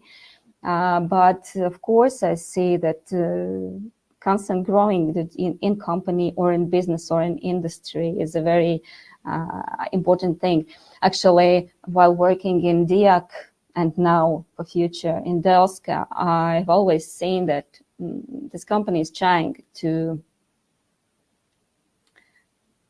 develop and to change the course where they are going, because we are not staying in one place for long. So to make a total of it all, I would say that how can you work for something if you do not believe that something will be better sometime? Yes, even if it's good enough at this moment, you always have to look further. And that's what I'm doing. So part of the role going forward seems like wearing the hat of futurist, being the chief futurist for your company and thinking through at a visionary level what the company needs to be doing next. And then why not? Yeah. Yes, that's a good idea. The predictor of the future, and as in the magic crystal ball of what's going to come next with among our customers, among our partners. So yeah, I imagine spending more time with understanding their requirements, understanding their needs, thinking about needs that they haven't even articulated yet, of what you anticipate they're going to need that they may not even know that they need yet. Actually, yeah, I would say that's a big part of a product management role, to predict, to research, to think further than others at this moment. It's not an easy job to do, but also it takes some of a, open-mindedness, to receive this information in your head. Yes, so that's kind of challenging at some moments as well.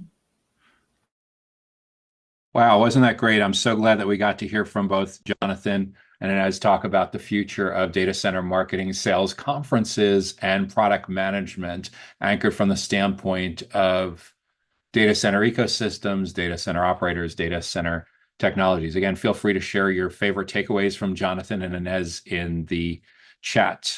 So coming down the home stretch, we're going to talk about data center lead generation 301.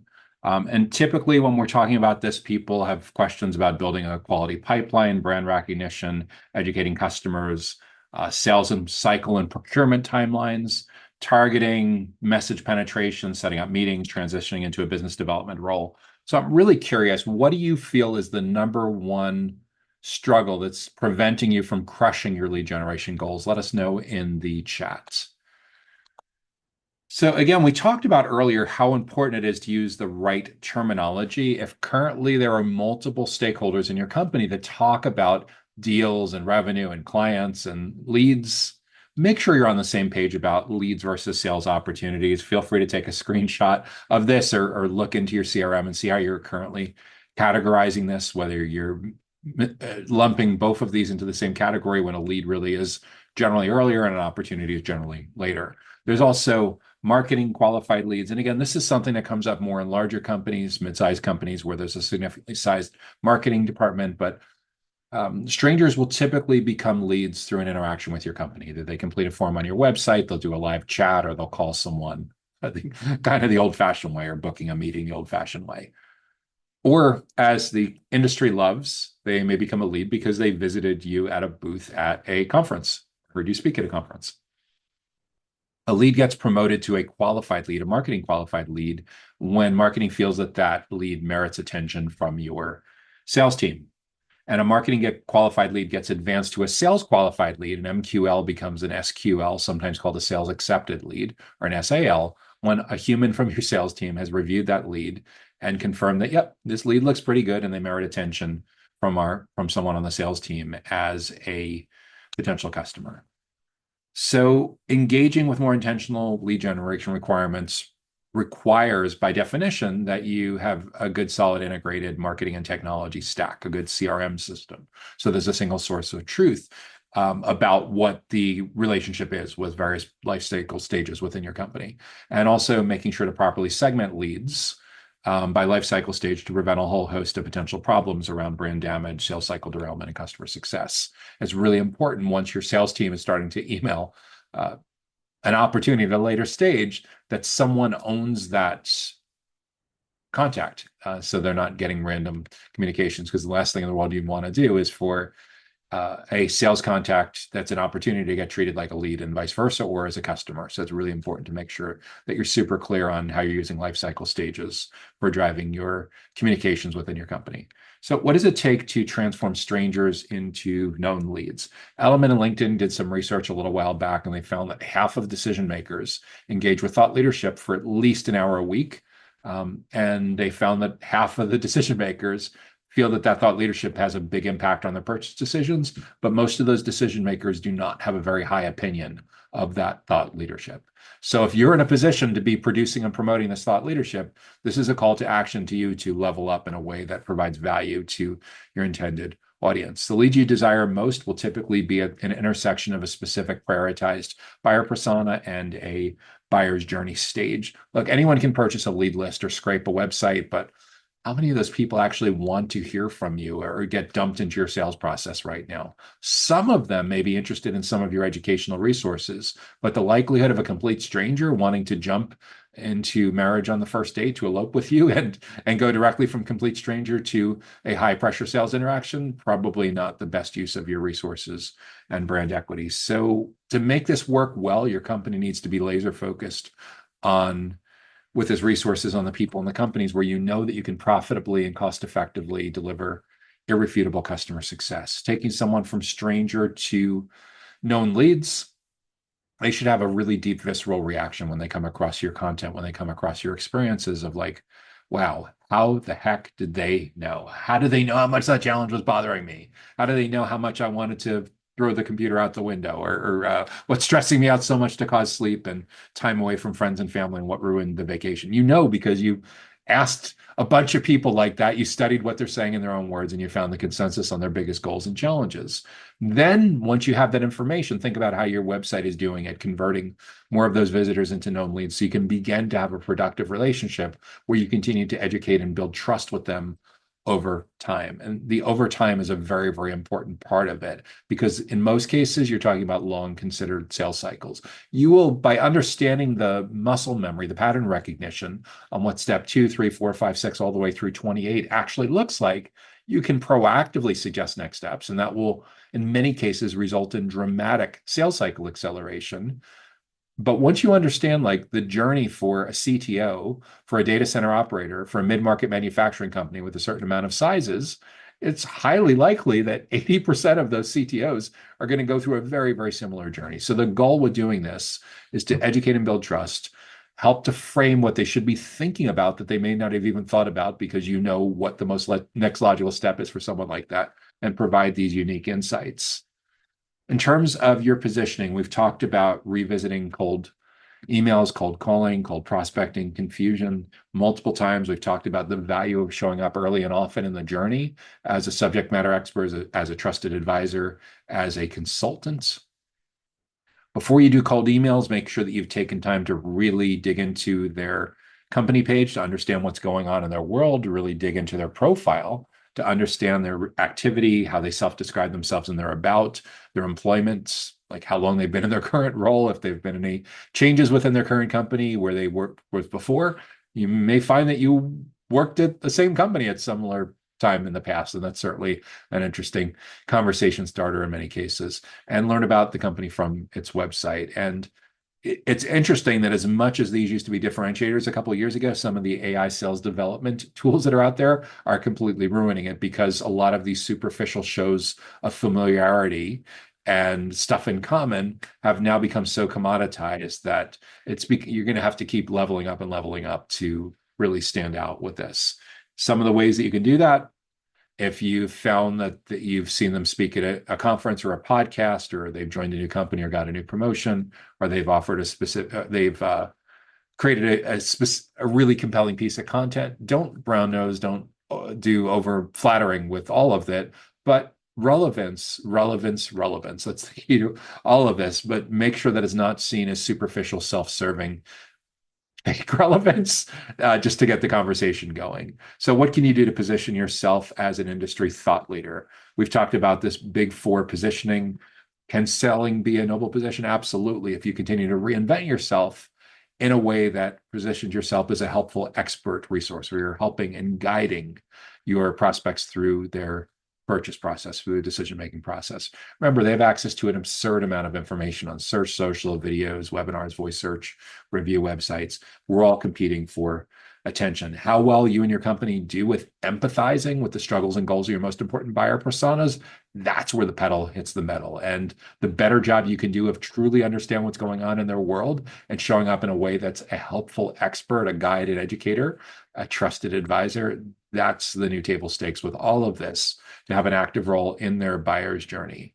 Again, the value exchange that you ask for needs to be proportional to the perceived value of your offer. This is where we get into premium content that's so good that you can justify putting it behind a landing page and using a form for lead generation.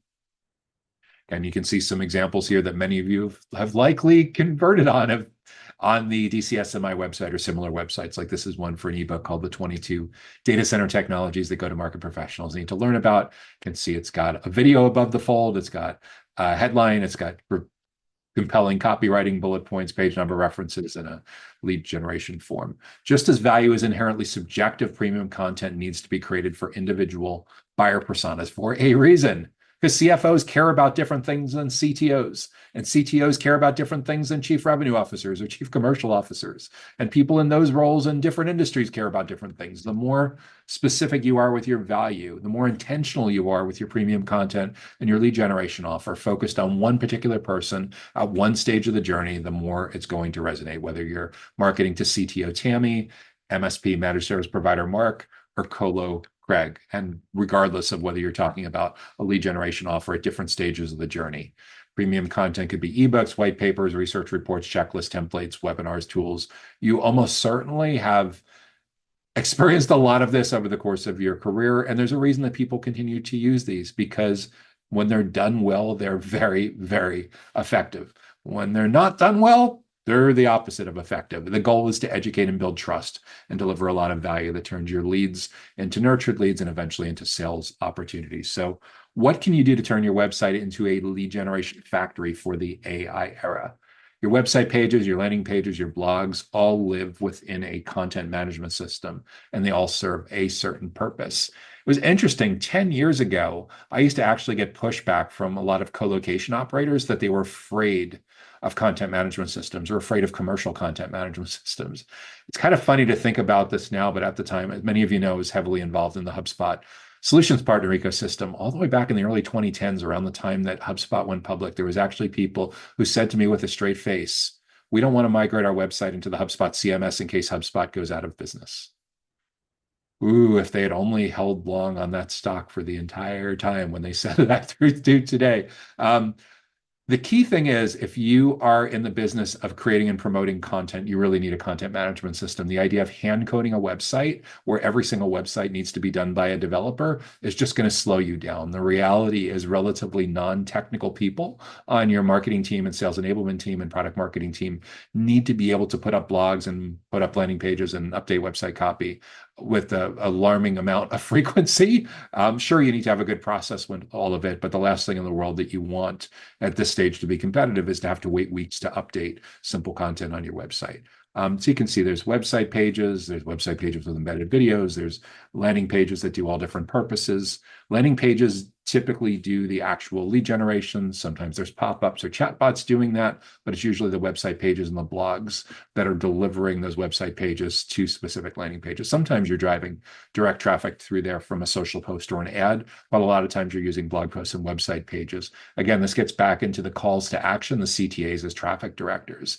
Even if you don't see yourself doing a lot of this implementation, it's super important that you're up to speed on the basics of what we've talked about today with lead generation 101, 201, and 301, so you can have meaningful conversations with folks on your team that are going to do this implementation. Again, a form usually has a headline. It has certain appropriately selected fields for where they are on the journey, and they have a button that allows that visitor to send data to the website. And the more closely aligned that language is, don't use a mixture of register and submit and send and everything like that. Keep the language super consistent. The better job you can do from the ad copy to the creative, to the landing page, to the form headline, to the form button. Consistency helps conversions. Lack of consistency causes friction, causes people to drop off. One of the most significantly impactful things that you can do on your lead generation forms, and almost all of you have likely seen this with DCSMI, is asking people in a free-form text field, what is their biggest challenge about your particular topic? What's your biggest data center facilities challenge? What's your biggest cybersecurity challenge? What's your biggest hyperscale challenge? What's your biggest modular data center challenge? Whatever is relevant to your business model, getting prospects to write this in their own words is game-changing for helping your sales team to customize their outreach and relevancy. It's also game-changing for looking at pattern recognition of what's going on with specific buyer personas and your messaging. So it's another way to fine-tune your personas. Confirmation pages, sometimes people skip over these, but these are magical in accelerating leads into sales opportunities. Always think about what the next logical step is that you want someone to take in the buyer's journey for that specific kind of buyer persona. And your confirmation pages help to make those suggestions. So look to pair up your landing pages with a confirmation page. It provides a better user experience. It makes it more likely that that person's going to take the next logical step, and helps you to track completed conversions with ad platforms that rely on seeing that particular page. It should almost in all cases be reinforced with a confirmation email as well. So look to pair up your landing pages with confirmation pages. And as you can see there on the example with the big green arrow pointing there, there's 3 specific recommended resources as suggested next steps for when someone sees that confirmation page. So that is Data Center Lead Generation 301. We're super curious about Data Center Lead Generation 301. What is your biggest takeaway? Let us know. If you have any questions on anything we've talked about during day 2 of Data Center Go-to-Market 2025 Jumpstart, feel free to drop those into the Q&A pane, and I'll be happy to hang around for a few minutes and answer any remaining questions that you have.